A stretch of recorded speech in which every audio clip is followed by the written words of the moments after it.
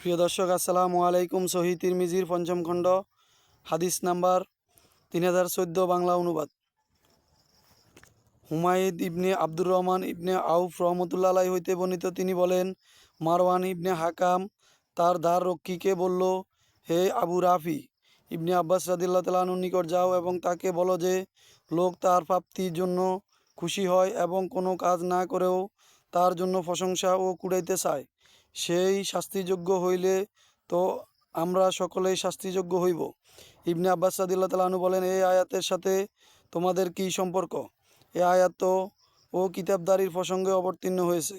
এরপর ইবনে আব্বাস রাদিয়াল্লাহু তাআলা আনহু বলেন, তেলাওয়াত করেন। অনুবাদ: যাদের কিতাব দেওয়া হয়েছিল, আল্লাহ তাআলা ও তাদের নিকট হইতে প্রতিশ্রুতি নিয়েছিলেন, তোমরা তা ও মানুষের নিকট স্পষ্টভাবে প্রকাশ করবে এবং তা ও গোপন করবে না।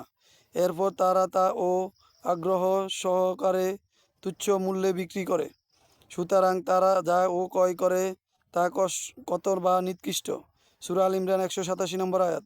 তিনি আরও তেলাওয়াত করেন। অনুবাদ: তুমি কখনো এরূপ ধারণা করো না যে, যেসব লোক স্বয়ং যা করেছে তাতে ও আনন্দ প্রকাশ করে এবং স্বয়ং যা করেনি এমন কাজের জন্য প্রশংসিত ও ভালোবাসা তারই মুক্তি হইতে মুক্তি পাবে, বরং তাদের জন্য রয়েছে মর্মন্তুদ শাস্তি।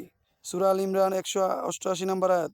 ইবনে আব্বাস রাদিয়াল্লাহু তাআলা আনহু বলেন, রাসূল সাল্লাল্লাহু আলাইহি সাল্লাম তাদের আহলে কিতাব নিকট কোনো বিষয় জানতে চাইলে তারা তা ও গোপন করে, বিপরীত তথ্য তাকে অবহিত করে চলে। ইহুদিরা তারা তাকে এই ধারণা দেয় যে, তিনি যে বিষয় তাদের ও নিকট জানতে চেয়েছেন তারা তাই তাকে জানিয়েছেন, বিনিময়ে তারা তার ও নিকট হইতে প্রশংসা কামাই করে।